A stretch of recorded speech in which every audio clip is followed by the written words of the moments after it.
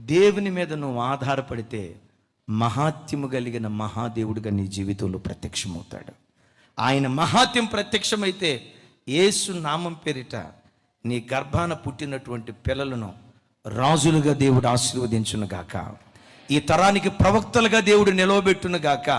నేను ఎప్పుడు చెప్తా కదా, పిల్లలు అయితే వాళ్ళు ప్రవక్తలన్నా కావాలి, వాళ్ళు పాలకులన్నా కావాలి.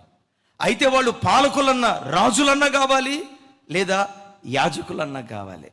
మన గర్భాలలో నుంచి, మన వంశ వృక్షంలో నుంచి విగ్రహారాధన సంతతి పుట్టుకు రాకుండునుగాక.